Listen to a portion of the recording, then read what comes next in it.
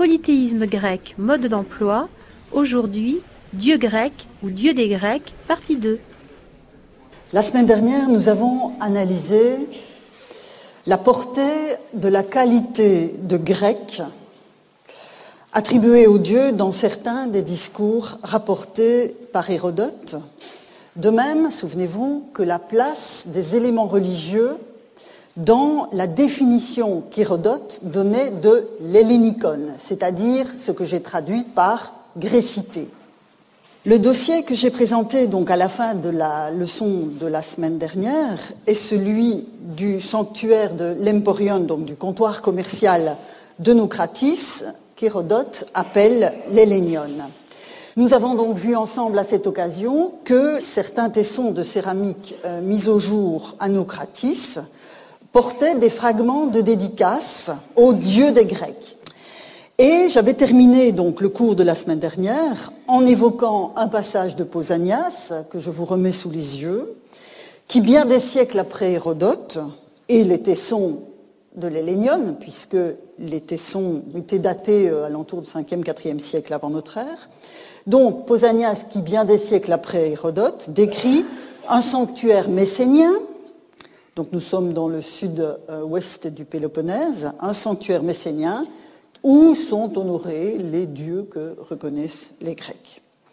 Alors aujourd'hui, comme l'atteste donc le titre de la leçon, c'est le deuxième volet Dieu grec, Dieu des Grecs, je vais poursuivre l'investigation sur ce thème et tout d'abord nous allons approfondir la question de ce groupement générique, donc Dieu des Grecs, que l'on trouve sur les tessons de l'Hellénion. Nous allons donc approfondir la question du groupement générique en relation à la singularité des dieux qui le composent. La tension entre le général et le particulier, dont je vous parle maintenant depuis toutes ces semaines, trouve dans cette problématique une première expression. Ensuite, deuxième volet de la leçon d'aujourd'hui, nous allons analyser cette tension sous un autre angle, en changeant le point de vue. Mais vous allez voir qu'on s'occupe toujours de Dieu. Cette fois, toujours en partant d'Hérodote, comme vous le verrez, nous poserons la question de savoir ce qui se joue entre les théonymes partagés par tous les Grecs, Zeus, Aphrodite, Artémis, Héra, Apollon, etc., et les titres cultuels spécifiques que les dieux en question peuvent recevoir au plan local. Ce seront les deux volets de la leçon d'aujourd'hui. Donc, je commence par cette question des dieux des Grecs, à quoi est-ce que ça fait référence?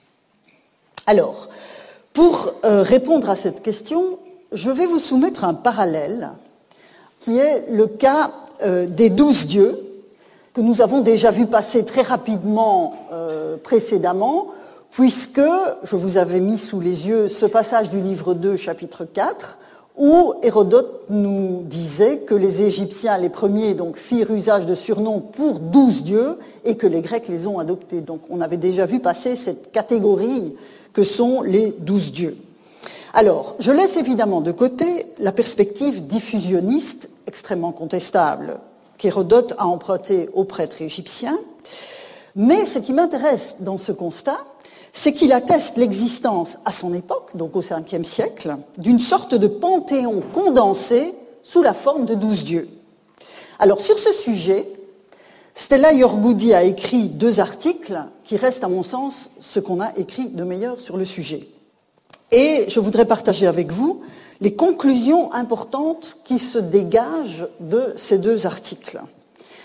Premier constat, l'ensemble que forme le groupement générique des 12 dieux peut être assumé comme tel par les Grecs et est mobilisé sur le plan cultuel sans qu'il y ait d'identification obligatoire des 12 dieux singuliers qui le composent. Donc le groupe lui-même est un ensemble qui est mobilisable.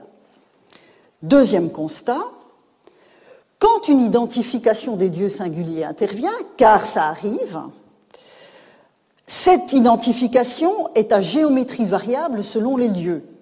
Il n'existe donc pas, et c'est un des apports majeurs de ces études, il n'existe pas ce qu'on pourrait appeler une liste canonique de 12 dieux qui composerait le groupe que les Grecs appellent les 12 dieux. Il s'agit donc d'un ensemble qui est flexible et adaptable. Troisième constat, le culte des 12 dieux attesté dans certaines cités, donc on a des inscriptions qui montrent que ces dieux pouvaient être invoqués tels quels. On sait que des autels ou des sanctuaires leur étaient réservés, donc aux 12 dieux comme tels. Et donc, ce que l'on constate quand on essaie de définir la fonction de ce groupe, c'est que les cités liaient ce groupe à une aspiration d'unité, de cohésion, voire d'harmonie au sein du corps civique et de la cité au sens large. Donc, le groupe comme tel, les 12 dieux, est sollicité pour bénéficier de ces vertus que sont l'unité et la cohésion du corps civique. Quatrième et dernier constat, le groupe peut aussi revêtir une dimension davantage panhellénique, puisqu'on le trouve par exemple bien représenté à Olympie. Je vais revenir sur le culte des 12 dieux à Olympie, qui est quand même un des sanctuaires panhelléniques par excellence, ainsi que dans certains lieux aux limites du monde grec. Donc on voit que les 12 dieux, en tant que groupe, peuvent être une sorte d'affirmation d'hellénisme face à ce qui ne l'est pas, face à une forme d'altérité, d'étrangeté. Donc, les 12 dieux forment un ensemble qui peut rester tel quel, je l'ai dit. Il s'agit alors d'une pluralité qui est conçue comme une entité cultuelle, destinataire d'un hommage qui est rendu par les humains.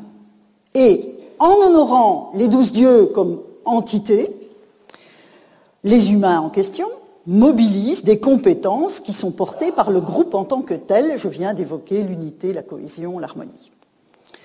Et donc, on voit bien que la constitution même de ce groupe, qui est une unité, mais qui sous-tend une pluralité, est significative et traduit cette tension entre unité et diversité que je pourchasse maintenant depuis pas mal de semaines.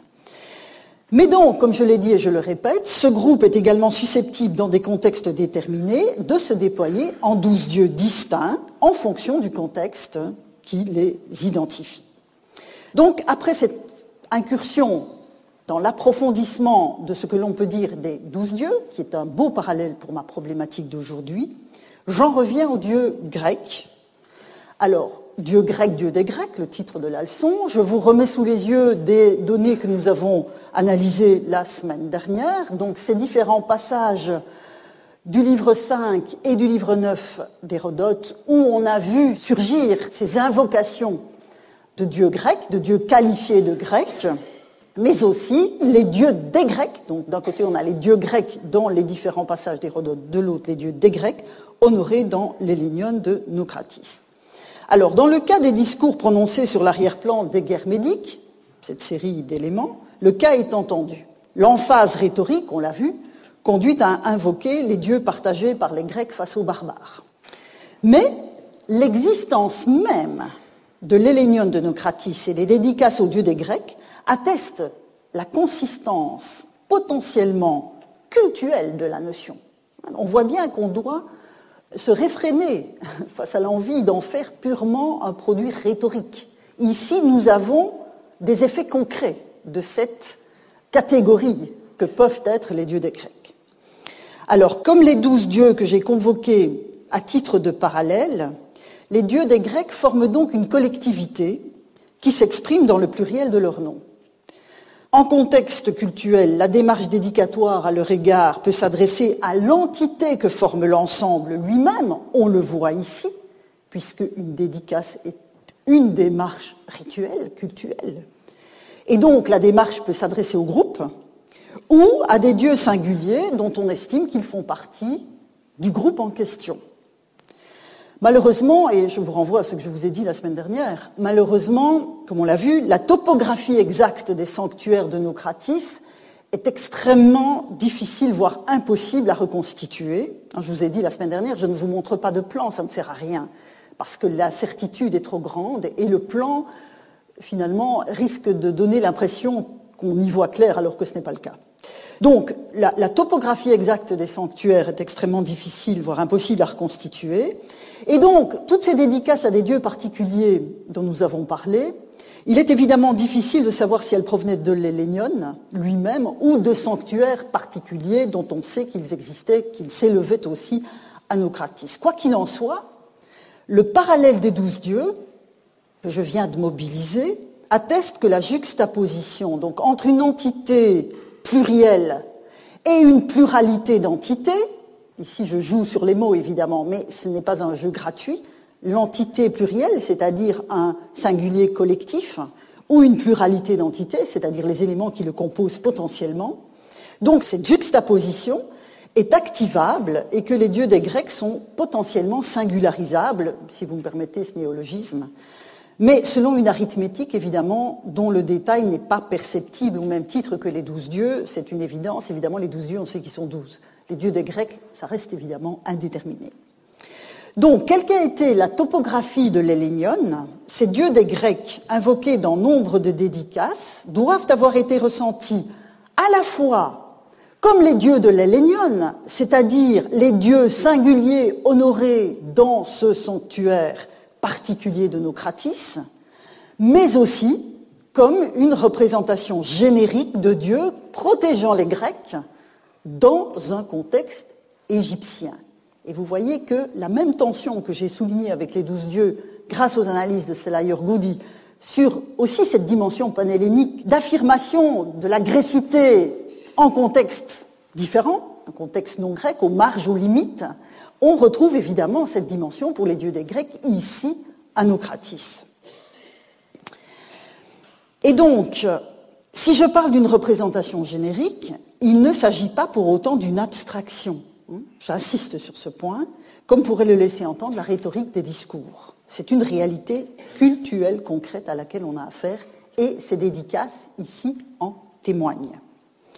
Alors bien entendu, il est pertinent de s'adresser à elles rituellement dans un lieu spécifique où ils sont convoqués à cette fin, et c'est le cas du delta égyptien. N'oublions pas pour autant ce que nous avons observé il y a 2 semaines dans les passages d'Hérodote qui parlent de l'origine des dieux grecs, ou plutôt, pour reprendre son vocabulaire, souvenez-vous, les onomata des dieux grecs, que je vous ai proposé de traduire par dénomination. Je ne relis pas tout le texte, donc on est au livre 2, chapitre 52. J'ai déjà abondamment commenté ce texte, mais je vous rappelle que derrière dénomination qui apparaît dans la traduction, ici, c'était les onomata. Et nous avons évoqué ce problème que posait la mobilisation d'un nom alors que nous avions affaire à une pluralité de langues, et donc il fallait trouver une explication qui donne un sens à ce texte. Et donc, nous en avons déduit que c'était par dénomination qu'il fallait traduire onoma, onomata, et non pas par nom simplement. Et donc, si je reviens à cette question de l'origine des dieux grecs telle qu'Hérodote la met en forme, différents éléments intéressants surgissent dans le discours. Alors, avant de poursuivre, j'ouvre une toute petite parenthèse, parce que je veux absolument qu'il n'y ait aucune ambiguïté. Je n'accorde aucun crédit à la reconstitution historique d'Hérodote comme telle. Mais ce qui m'intéresse au plus haut point dans les passages que nous avons vus ensemble, c'est la représentation du divin et le rapport des Grecs à leur Dieu qui est sous-jacent, qui sont sous-jacents plutôt, à ce scénario de transfert des dénominations et donc des profils divins spécifiques. Donc c'est en cela que les textes d'Hérodote m'intéressent, parce qu'ils nous donnent énormément d'informations sous-jacentes à la lettre, à la littéralité de ce qu'il nous dit, sachant évidemment que pas l'ombre d'un instant, je ne pense que les dieux grecs sont tous originaires d'Égypte. Je veux vraiment que ce soit bien clair entre nous. Bien, je referme cette petite parenthèse. Donc, je reviens à mon texte ici, avec ce transfert des dénominations, donc ce transfert des profils divins d'Égypte. En fait, c'est bien l'ensemble des Grecs qui est potentiellement concerné par un tel transfert.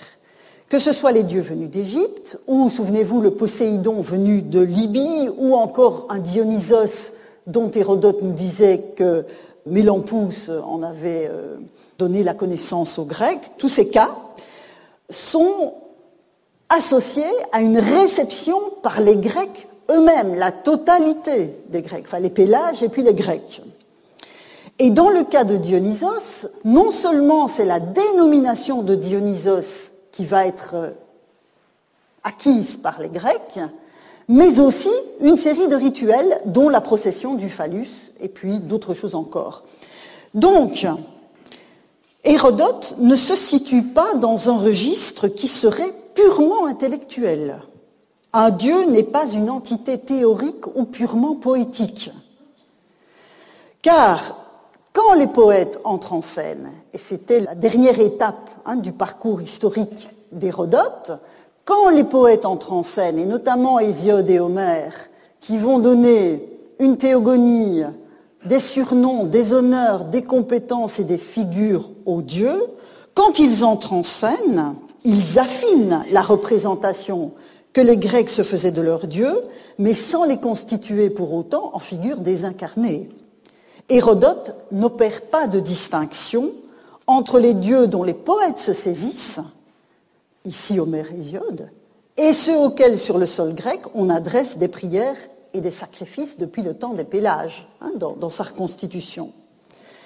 Et je vous rappelle à cet égard que le culte est présent dès le début de la reconstitution d'Hérodote, de sa reconstitution historique, puisqu'il affirme en 252 les Pélages offraient tous les sacrifices en invoquant des dieux.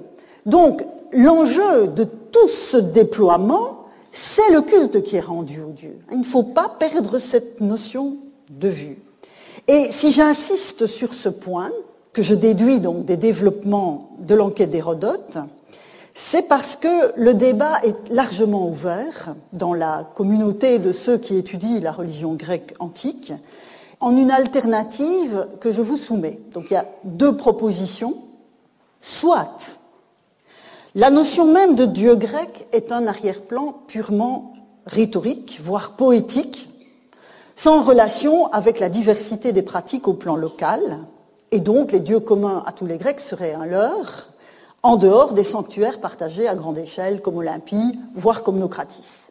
Donc première proposition, il y a une dissociation entre les cultes qui sont rendus dans des centaines de cités et une vision qui reste rhétorique, poétique des dieux grecs. Deuxième proposition, il existe une continuité, donc pas de dissociation cette fois, il existe une continuité entre les dieux de la poésie et ceux des cultes, mais il faut évidemment déterminer laquelle. Alors, vous aurez aisément reconnu, je l'espère, derrière cette alternative, une autre déclinaison de la tension entre le général et le particulier, une autre déclinaison de la question du singulier ou du pluriel pour désigner la religion grecque. Alors, si j'ai pris le parti d'asseoir cette interrogation sur l'enquête d'Hérodote, puisque je vous parle d'Hérodote maintenant depuis quelques semaines, et ce n'est pas fini, c'est que les passages que nous avons analysés jusqu'ici, ceux qui concernent tant les dieux grecs que la préhistoire de la religion grecque, dont je viens de vous rappeler les différentes étapes, livrent un point de vue interne sur notre questionnement. Alors bien sûr, notre problématique, enfin ma problématique que je fais vôtre, puisque vous me faites le plaisir d'être là, notre problématique n'est qu'indirectement perceptible dans l'œuvre elle-même, puisqu'Hérodote ne pose évidemment pas les mêmes questions que nous. Par exemple, je ne pose à aucun moment, je l'ai rappelé tout à l'heure, la question de l'origine des dieux grecs. Et Hérodote, lui, ne pose pas la question du général et du particulier. On a chacun ses questions de ce point de vue. Mais les raisonnements qu'Hérodote met en œuvre pour affronter ses propres questions nous livrent de précieux indices pour affronter les nôtres. C'est en ça que c'est un fondement à la réflexion qui me semble particulièrement intéressant. Dès lors, face à l'alternative que je viens de vous soumettre, il me semble que la représentation des dieux et la conception très englobante des nomoi qui les concernent d'un peuple à l'autre conduisent à privilégier le deuxième constat, celui de la continuité entre les différents plans de la représentation du divin. Donc, selon moi, Hérodote nous permet de privilégier le deuxième volet de l'alternative que je vous ai soumise. Et l'œuvre d'Hérodote témoigne bien, me semble-t-il, de cette continuité, mais évidemment de plusieurs points de vue. continuité donc entre une collectivité partagée, d'un point de vue rhétorique, on l'a vu, il ne faut pas le nier, il y a cette dimension dans son œuvre, d'un point de vue historique pour lui, pour Hérodote lui-même, avec l'origine des dieux, ou d'un point de vue cultuel, on l'a vu à Naucratis, donc continuité entre une collectivité de dieux partagés et les divinités multiples qui potentiellement composent cette collectivité. Et donc, j'en arrive maintenant au deuxième point que je vous ai annoncé tout à l'heure, qui est étroitement chevillé au premier, vous allez le voir, et qui concerne donc le lien entre le nom d'un dieu partagé par tous les Grecs, et puis les différentes déclinaisons de ces cultes avec les différents surnoms qui peuvent lui être attribués. Je vous avais dit qu'on ne quitterait pas Hérodote, voilà. Un autre passage dont je voudrais partir, parce qu'il me permet de poser de façon plus précise encore la question que je viens de vous soumettre. Alors, nous sommes au livre 1, chapitre 44, c'est un passage que nous n'avons pas encore vu. Je vous donne le contexte. C'est la mort, le décès accidentel d'Attis, le fils de Crésus, donc le roi de Lydie. Crésus, donc, qui avait un fils, Attis, qui a été tué par Aliate, qui était l'hôte de Crésus. Donc Crésus avait accueilli Aliate dans sa maison et Aliate a tué accidentellement le fils de son hôte, selon les prédictions d'un oracle en fait, en dépit de toutes les précautions prises pour éviter le malheur. Vous savez que chez les Grecs, quand les oracles annoncent quelque chose, les humains ont beau essayer de se démener dans tous les sens, ils n'arrivent pas à échapper à ce qui est annoncé. Et c'est le cas ici. Donc, je vous propose de lire le texte ensemble, enfin la traduction en tout cas, dans l'excès d'affliction que lui causait son malheur. Il, donc Crésus, invoquait Zeus comme patron des purifications, le prenant un témoin du mal que l'étranger lui avait fait, donc c'est-à-dire Aliate. Il l'invoquait comme protecteur du foyer et de l'amitié, c'était le même Dieu qu'il appelait de ses noms. Comme protecteur du foyer, parce qu'après avoir accueilli l'étranger dans sa demeure, il avait nourri sans le savoir le meurtrier de son fils. Comme protecteur de l'amitié, parce qu'après l'avoir envoyé avec Attis en guise de gardien, il avait trouvé en lui son pire ennemi. Donc, dans l'invocation de Crésus, Zeus, puisque c'est de lui qu'il est question ici, Zeus porte 3 titres cultuels. Vous voyez, respectivement, Katarsios, purificateur, Epistios, c'est la forme ionienne d'Héphaistos, c'est-à-dire le protecteur du foyer, et Taireios, protecteur de l'amitié. Indirectement, forme l'un des principes fondamentaux du fonctionnement du polythéisme grec. Non seulement il y a une pluralité de dieux, mais en plus, chaque dieu est potentiellement envisageable au pluriel. Et je reprends cette formule à un splendide article de Marcel de Tienne qui a été publié en 1997 dans la revue Kernos, qui s'appelle donc « Expérimenter dans le champ des polythéismes », qui a été repris dans son ouvrage « Comparer l'incomparable ». Et je vous renvoie aussi à un article de Gabriela Pironti qui a élaboré autour de cette notion de divinité au pluriel. Mais la question que l'on peut poser, et c'est la question que je pose et qui va m'occuper pendant la seconde moitié de ce cours, jusqu'à quel point peut-on penser la pluralité inhérente à chacun des dieux grecs? Et vous voyez de nouveau la tension entre singulier et pluriel. Alors, pour répondre à cette question, donc jusqu'à quel point peut-on penser la pluralité inhérente à chacun des dieux, puisque si je suis Marcel de Tienne, chaque dieu est potentiellement envisageable au pluriel, qu'est-ce que ça veut dire? Qu'est-ce qu'on fait de cette proposition? Donc, pour répondre à la question, il nous faut d'abord envisager les différents facteurs de multiplication qui sont inhérents à la représentation de la sphère suprahumaine des Grecs. Et donc, je suis vraiment au cœur même du titre global des leçons de cette année, Polythéisme grec, mode d'emploi. C'est vraiment le fonctionnement intime de ce système pluriel. Alors, j'identifie au moins 3 facteurs de multiplication inhérents à ce système. Alors, encore une fois, la liste ne dit rien, enfin, l'ordre d'apparition dans la liste ne dit rien de la priorité que j'accorde à tel ou tel élément. Donc, premier facteur est lié à la composition même du monde suprahumain des Grecs, qui, même si le terme de polythéisme évoque d'abord des divinités, derrière polythéisme, évidemment, c'est la notion de Dieu que vous trouvez, donc même si le mot même désigne des dieux, en fait le monde suprahumain, et c'est pour ça que je parle de monde suprahumain d'ailleurs et pas de monde divin, compte des dizaines de destinataires d'hommages rituels qui ont un ancrage local et que les Grecs appellent des héros. Et donc, quand on dit monde divin, on a tendance à faire l'économie de ce foisonnement considérable que sont les cultes rendus à des héros, d'où cette appellation. Deuxième facteur de multiplication, c'est l'existence de Dieu dont le théonyme est un pluriel. Ainsi, dès la théogonie d'Hésiode, on voit apparaître, parmi les enfants de Zeus, les Charites, les Heures, les Moires, les Muses. Et on trouve, sous cette appellation plurielle, des cultes rendus à ces entités collectives dans les cités. Et dans bon nombre de cas, c'est le collectif qui est honoré. Mais la théogonie montre que, potentiellement, encore une fois, ce collectif peut être décliné en figures singulières. Je ne les lis pas dans le détail, mais vous voyez ce déploiement du collectif que forment ces différentes divinités dans un ensemble, bon, alors plus ou moins imposant selon les cas. Dans le cas des Horailles, des Moires et des Charites, vous avez chaque fois 3 divinités identifiées. Dans le cas des Muses, dans la théogonie, vous en avez 9.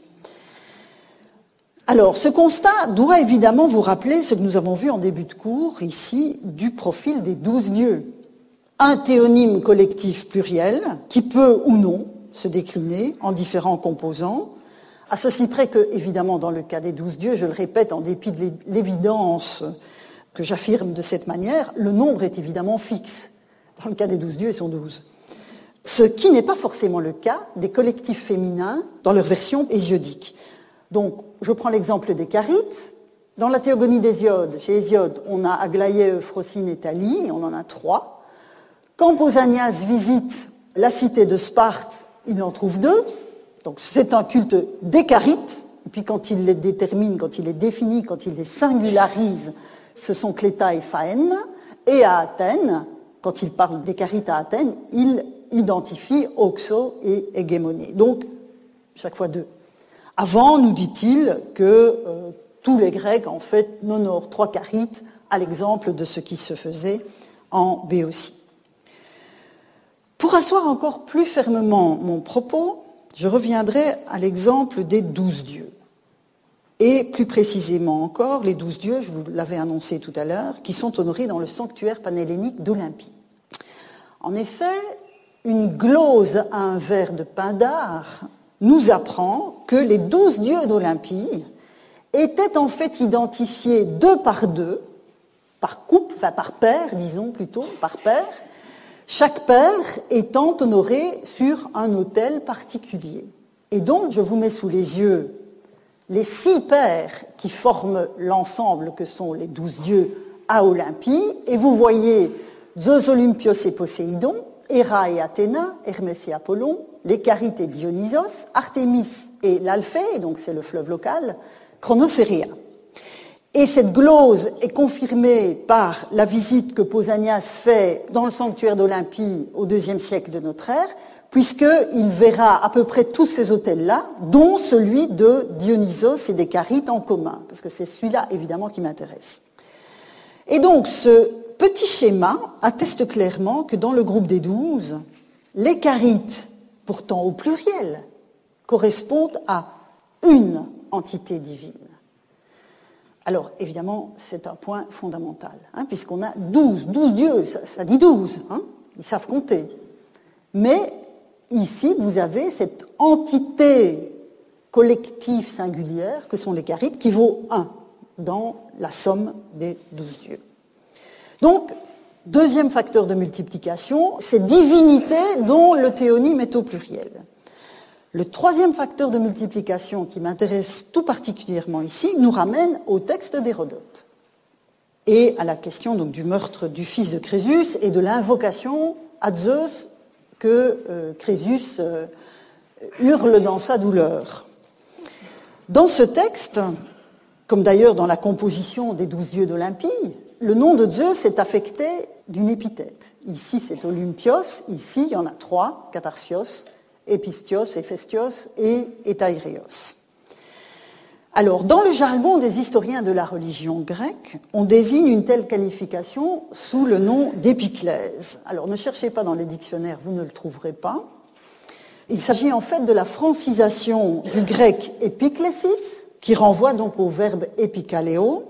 Et nous avons vu passer ce verbe encore tout à l'heure à propos de l'invocation des dieux grecs. Vous voyez, epikaleo, menoi, theus, tous elenius. Donc on voit que c'est un verbe d'invocation. Alors, un autre terme en grec désigne ce type de qualification, et ça fait plusieurs semaines maintenant que je vous le mets sous les yeux, puisque Hérodote l'utilise abondamment, c'est le terme d'éponymia. Éponymia, donc, qui renvoie au verbe éponomazo. Et si l'on n'a pas repris en français, parmi la boîte à outils du vocabulaire qui désigne ce genre de choses parmi les hellénistes, c'est parce qu'évidemment, vous le savez, éponymie a trouvé sa voie dans notre langue pour signifier quelque chose de bien précis. Et donc, épiclèse a paru être une formule intéressante parce qu'elle permettait d'identifier ce type de titre cultuel en privilégiant la dimension d'invocation, c'est-à-dire la démarche cultuelle qu'induit le terme. Donc, épiclèse est en général en français utilisé, et je vous en donne ici un exemple, c'est un article de Pierre Brulé, Le langage des épiclèses dans le polythéisme hellénique, et vous voyez qu'en anglais, on va plutôt utiliser soit cult title, soit cult epithet. Donc, l'ajout d'une épiclèse au nom du dieu que l'on invoque, comme dans le texte d'Hérodote sur Crésus, ou dans le cadre des cultes rendus dans les milliers de sanctuaires des cités grecques, est évidemment un puissant facteur de démultiplication des interlocuteurs divins qui sont déjà nombreux sans ça. Et je vous donne un exemple tiré précisément de l'article de Pierre Brulé, où il traite de différentes déesses, dont Artémis. Ici, j'ai juste pris une page de son article parce que ça suffit à vous montrer l'ampleur de cette multiplication. Donc, ce sont les différents registres, enfin, certains des registres où Artémis se déploie. Et vous voyez que chaque note est soit une épiclèse singulière, reprend une épiclèse singulière, soit une série d'épiclèses. Donc vous voyez que rien que pour 2 ou 3 fonctions de la déesse, on a une multiplication des épiclèses qui lui sont attribuées. Et donc c'est une des raisons pour lesquelles précisément Marcel de Tienne, dans l'article que j'ai évoqué tout à l'heure, donc il parlait de la richesse du tissu polythéiste dans des sociétés où chaque dieu est d'abord au pluriel. C'est évidemment cet effet-là qu'il identifiait de cette manière. Mais je reviens à ma question tout à l'heure. Jusqu'à quel point peut-on penser la pluralité inhérente à chacun des dieux grecs ? Je repars de l'exemple de Zeus pour préciser encore la question.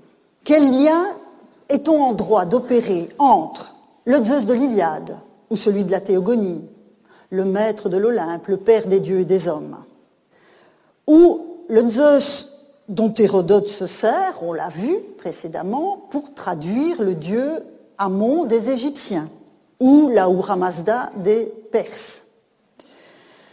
Encore, quel lien peut-on opérer entre le Zeus de l'Iliade, le Zeus qui traduit Amon, et le Zeus Olympios, dont on vient de voir qu'il était honoré parmi les 12 dieux à Olympie? Ou encore le Zeus Katarsios, Héphaïstos et Étaireios du chapitre 44 du livre 1 d'Hérodote avec l'invocation de Crésus. Ou encore, quel lien effectué avec les dizaines de Zeus affectés d'autres épiclèses dans les centaines de cités grecques. Et je reviens pour de bon cette fois, parce qu'on va entrer dans le détail du texte, donc à ce texte du livre 1, chapitre 44, sur les malheurs de Crésus. Vous voyez que ce qui m'intéresse évidemment maintenant, c'est l'incise qui est en grâce. C'était le même Dieu qui l'appelait de ses noms, que je vous propose de traduire de façon un peu plus littérale encore que dans la traduction de Legrand. C'était le même Dieu qu'il dénommait ainsi, parce qu'évidemment, derrière La traduction dénommée, je ne la choisis pas par hasard. Nous avons parlé abondamment de dénomination à propos d'onoma, et il est clair qu'ici, c'est en relation avec cela que je traduis onomazone par qu'il dénommait ainsi. Comment comprendre cette incise sur l'identité du Dieu invoqué? Et vous le voyez tout de suite, la réponse à cette question est fondamentale pour affronter la problématique de l'unité du Dieu au-delà de ces diverses épiclèses, avec tout ce que cela implique pour penser la figure divine dans la continuité des différents registres documentaires qui nous en conservent le souvenir. Est-ce que c'est le même Dieu quand on est dans l'Iliade et quand on est dans une norme rituelle retrouvée, gravée sur pierre dans une cité? C'est ça l'enjeu.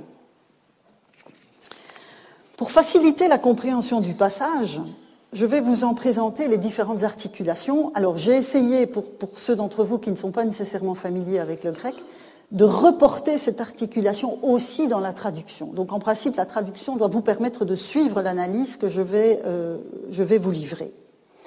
Voilà ce que donne le texte quand on le structure, selon les articulations, l'énoncé même d'Hérodote. Alors, on voit clairement, me semble-t-il, que chacune des trois épiclèses va recevoir une explication. Et donc, cette explication justifie l'emploi de l'épiclèse par Crésus face au meurtre de son fils. Ensuite, on constate, grâce au balancement ici du mène et du dé, Hérodote pose d'abord l'épiclèse Katarsios, et puis, ensemble, les deux autres épiclèses que sont Héphaïstos et Hétaïréos. Et c'est après ces dernières qu'apparaît la remarque qui m'intéresse, à savoir, c'était le même Dieu qu'il dénommait ainsi. Bon. En précisant que c'est le même Dieu que Crésus dénomme ainsi, ce qu'Hérodote dit, c'est qu'il n'a pas répété dia après le dé, mais c'est bien de Zeus qu'il s'agit de nouveau. Crésus invoque donc Zeus, et seulement Zeus, sous des facettes différentes, qui offrent chacune un éclairage spécifique sur l'événement tragique qui le frappe. Et donc, je décode les épiclèses en question. Katarsios. Bon, vous le savez, dans le monde grec et ailleurs, dans la plupart des cultures traditionnelles, un décès est toujours une source de souillure potentielle pour la maisonnée qui vit ce décès. Mais si ce décès est le résultat d'un meurtre, la souillure est non seulement effective, mais elle est aussi bien plus intense. Et donc c'est dans ce registre qu'apparaît Zeus Katarsios. En clair, il y a de la purification dans l'air. Enfin, il faut envisager une purification. Alors, les deux autres épiclèses sont plus étroitement chevillées l'une à l'autre, comme l'atteste ici la conjonction tekai qui est utilisée par Hérodote. Dans l'ensemble des nombreuses compétences de Zeus, la protection du foyer et celle des liens d'amitié relèvent en fait d'un même registre, puisque l'hospitalité dont il est question dans l'épisode active les deux aspects. Vous avez donc un hôte qui pénètre dans le cercle de sociabilité qui est partiellement en intersection avec celui de la famille. En l'occurrence, Aliette a été accueilli dans la famille de Crésus. Il est donc reçu au foyer de celle-ci. Héphaïstos et Hétaïréos mobilisent en fait l'hospitalité sous ses différentes déclinaisons. Donc on voit bien qu'on a Katarsios d'un côté et les deux autres épiclèses de l'autre. Hérodote n'ajoute donc pas cette incise, parce que l'unité de Zeus n'irait pas de soi pour ses lecteurs et qu'il faudrait insister, à dire attention, vous pensez peut-être que ce sont des dieux différents, mais c'est le même Dieu, même s'il a trois épiclèses, Zeus est unique, et donc ça veut dire que ça n'irait pas de soi pour ses lecteurs. Je pense que ce n'est pas ça le problème. Il s'agit simplement de confirmer que c'est bien ce Dieu-là que l'on trouve aussi derrière les deux autres déclinaisons de l'hospitalité, vues sous le prisme des compétences divines. Et en faisant cela, Hérodote nous livre une précieuse information. Je ne vous torturerai pas avec ce texte si je ne pouvais pas en déduire quelque chose de fondamental pour mon propos. Dans ce passage où trois épiclèses sont mobilisées, si elles renvoient à deux sphères de compétences de Zeus, je viens de vous l'expliquer, cela reste néanmoins le même Dieu qui est en jeu. Et le ton, auton, touton, onomazon, théon, ne laisse aucun doute à cet égard. Si Hérodote ressent le besoin de préciser la chose, cela ne signifie pas que son lecteur pourrait penser qu'il s'agit chaque fois d'un Dieu différent, mais qu'il pourrait considérer qu'il ne s'agit plus de Zeus, puisque le théonyme n'est pas répété. Donc le but de l'auteur est de livrer une clarification formelle à son propos, et non un quelconque énoncé théologique qui viendrait contredire le sens commun de ses lecteurs et qui justifierait la précision. Donc, si l'on suit ce texte, Zeus reste le même Dieu, quelle que soit l'épiclèse qu'on lui attribue. Tel est donc, à mon sens, l'enseignement que nous pouvons retirer de cette incise d'Hérodote. Un constat qui s'accorde avec ce que nous avons perçu dans les textes qui parlent de la dénomination des dieux et que j'ai rappelé tout à l'heure. C'est bien à l'ensemble des Grecs que s'adressent ces dénominations. Je suis toujours dans cette interrogation sur le théonyme du Dieu et puis ses épiclèses. Est-ce que ça le fractionne? Est-ce que ça le fait éclater en autant de divinités différentes? Donc, je vais quitter l'enquête d'Hérodote où l'on a trouvé, me semble-t-il, une validation du deuxième volet de l'alternative que je vous ai présenté tout à l'heure. Nous allons quitter l'enquête pour jeter un œil sur d'autres textes où un Dieu ne semble plus être le même, et on trouve quelques énoncés qui paraissent contredire la conclusion que je viens de tirer de ce passage sur Crésus, et donc je dois confronter ce point de vue avec des textes qui ne paraissent pas aller dans ce sens. Et j'en prends deux à titre d'exemple, et en fait on a très peu de textes qui évoquent ce type de problématique. On voit bien que les Grecs ne se posent pas la question fondamentalement. Mais de temps en temps surgissent des éléments, comme dans le cas d'Hérodote. On a ainsi deux textes qui doivent être convoqués quand on pose la question que j'ai posée tout à l'heure. C'est un texte de Xénophon et un texte de Callimaque. Alors, je commence par Xénophon, que je lis avec vous. Nous sommes donc dans le banquet. Et dans le banquet de Xénophon, comme dans celui de Platon, le dialogue tourne autour d'une discussion sur Eros, la figure de l'amour, ce qu'on traduit par amour. Quand on parle d'Eros, évidemment, Aphrodite n'est jamais loin, et donc c'est d'Aphrodite que Xénophon, enfin en tout cas un des protagonistes de l'affaire, en l'occurrence c'est Socrate qui est censé parler, et il dit ceci: s'il existe une seule Aphrodite ou bien deux, Urania et Pandémos, je ne sais, car Zeus, qui paraît toujours le même, possède de nombreux noms. Ce que je sais pourtant, c'est que pour chacune des deux séparément, il existe des autels et des temples, et aussi des rites qui pour la Pandémos sont pleins de relâchement, tandis qu'ils sont plus purs pour Urania. Voilà le premier texte. Vous voyez tout de suite que s'il existe une seule Aphrodite ou bien deux, on est en plein dans notre problème, dans notre problématique en tout cas. Texte de Callimaque, c'est un fragment malheureusement, donc on n'a pas le contexte, ou très peu, et donc je lis la traduction avec vous, donc on est dans un fragment des Iambes. Parmi les Aphrodites, car la déesse n'est pas une, la Casniétis l'emporte en sagesse. Voilà deux textes qui, en première lecture, semblent contredire la conclusion à laquelle je suis arrivée après l'analyse du texte d'Hérodote. Alors, ce sont évidemment des textes difficiles à analyser en raison du contexte précisément. Le premier, celui de Xénophon, donc banquet, livre 8, chapitre 9.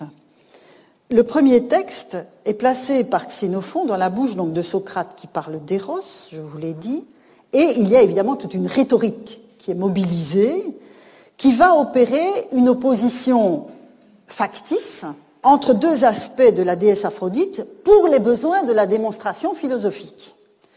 Alors, j'ai montré ça il y a très longtemps. C'était mon premier article. Je ne vous donne pas la date, c'est horrible.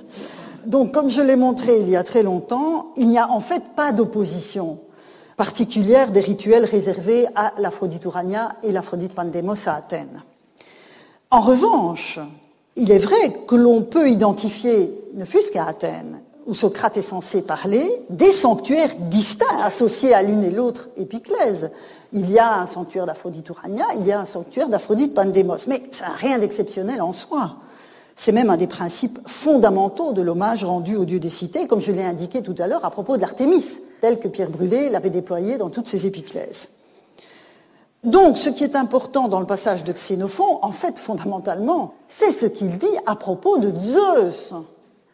Zeus, il a beaucoup de noms, donc c'est-à-dire beaucoup d'épiclèses, mais il reste le même. Donc, on ne voit pas pourquoi la même affirmation ne vaudrait pas aussi pour les autres dieux, une fois que l'on a identifié l'affirmation sur Aphrodite pour ce qu'elle est, à savoir une extrapolation philosophique pour les besoins d'une démonstration. Donc, voilà le sort que je réserve à Xénophon. Maintenant, Callimaque.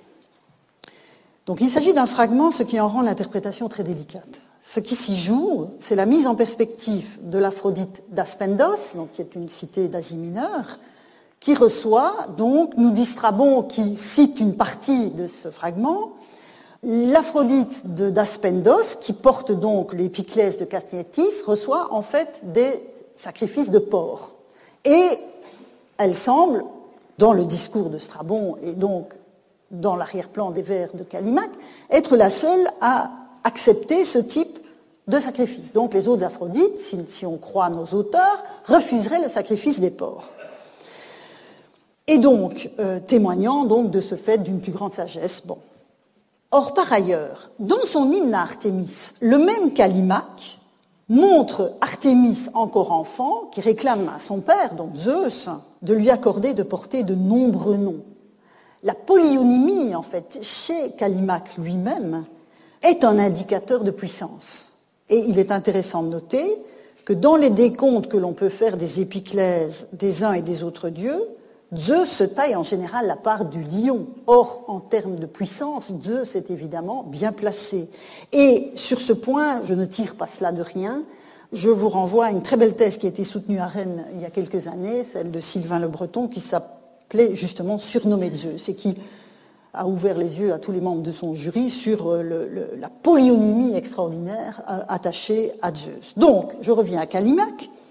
Que signifie l'affirmation Hétéos gar oumia, que j'ai traduit par « car la déesse n'est pas une ».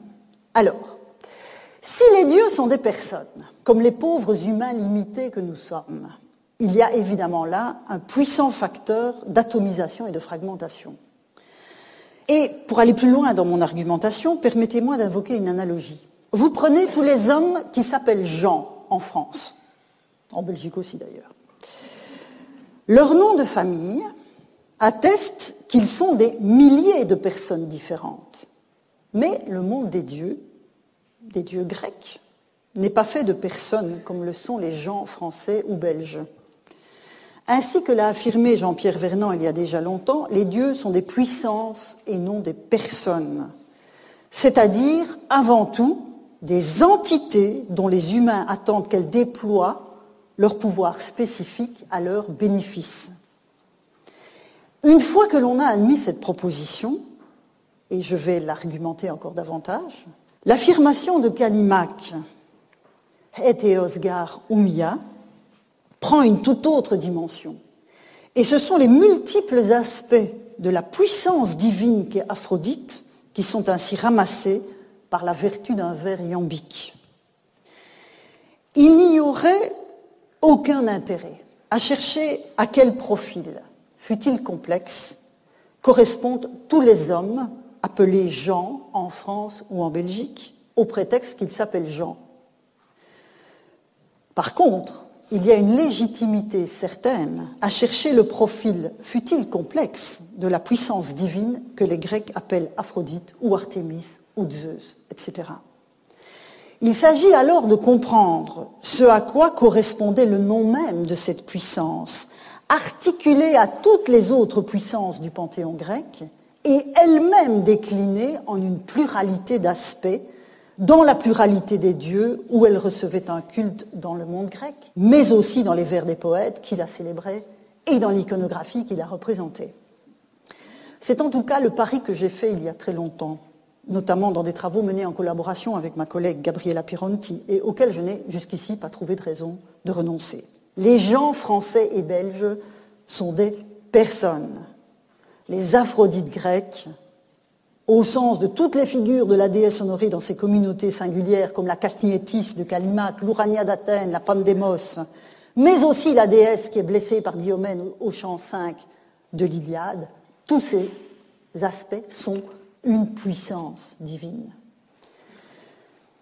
Et donc, au terme de cette leçon, j'arrive à la conclusion, rassurez-vous, je conclurai en vous disant que notre étude des textes d'Hérodote sur les onomata des dieux me paraît renforcer cette idée de puissance. Je vous disais que j'allais affiner encore ce point et ce sera ma conclusion. Et pour cela, souvenez-vous, une dernière fois, des différentes étapes qu'Hérodote met en place dans son histoire des dieux grecs. Donc, il y a d'abord les théoi indifférenciés honorés par les Pélages. Vous vous souvenez, ils offrent des sacrifices en invoquant des dieux. Deuxième étape, ils empruntent des dénominations. Donc, ils attribuent des noms à certains de ces dieux dont le profil spécifique est ainsi identifié. Puis, troisième étape, on l'a rappelé tout à l'heure, les poètes vont donner à ces dénominations des contours encore plus précis en les inscrivant dans une société divine qui est régie par des règles de fonctionnement qui sont empruntées au monde des hommes. Souvenez-vous, à propos de nomos, j'avais affiché un vers d'Hésiode où on voyait que les dieux avaient des nomoi, des nomoi, des coutumes, des us et coutumes qui leur étaient propres. Et donc, c'est ce qu'Hérodote appelait la complexion humaine des dieux. Souvenez-vous, ce terme d'anthropophuès par lequel il mettait en contraste la manière dont les Perses se représentaient les dieux et la manière dont les Grecs se représentaient les dieux. Donc, la complexion humaine des dieux, ce que nous appelons volontiers leur anthropomorphisme. Donc, vous avez ces trois étapes. Et cette réflexion d'Hérodote, qui est évidemment nourrie par sa connaissance du système religieux des Grecs de l'intérieur, encore une fois, je n'accorde aucun crédit historique à ces étapes. Ce qui m'intéresse, c'est la manière dont Hérodote digère, métabolise en quelque sorte dans son propos la représentation qu'il se fait du système auquel il appartient. C'est ça qui est essentiel, c'est de l'intérieur. Or, cette réflexion d'Hérodote, à mon sens, atteste que la puissance du Dieu est première dans l'ensemble des théories disponibles, tandis que l'anthropomorphisme fait partie des nomoi humains, il n'y a pas d'S, de l'inventivité des poètes qui ont ainsi traduit des puissances en figures agissantes sous des formes qui rappellent des personnes humaines. Mais il ne faut pas oublier l'étape antérieure, car Hérodote nous offre une occasion unique de l'identifier. Et cette étape, ces deux étapes, c'est la reconnaissance de puissance divine spécifique. Puis après, vous avez la complexion humaine qui vient s'ajouter par le travail des poètes. Et donc, la coexistence de ces deux dimensions, la puissance divine et puis la complexion humaine qui lui est attribuée, ne doit jamais être oubliée quand on tente de comprendre le système religieux des Grecs. Et donc, la tension entre l'unité et la pluralité est inhérente à la représentation des dieux grecs. Que ce soit le groupe des dieux grecs dont nous sommes partis, les dieux grecs dans la rhétorique d'Hérodote, les dieux des Grecs honorés Anokratis, que ce soit le groupe des 12 dieux, le groupe des Charites, des Muses, mais aussi de chaque divinité dont le nom est singulier, ce sont avant tout des puissances qui peuvent se condenser ou se déployer selon les contextes et les attentes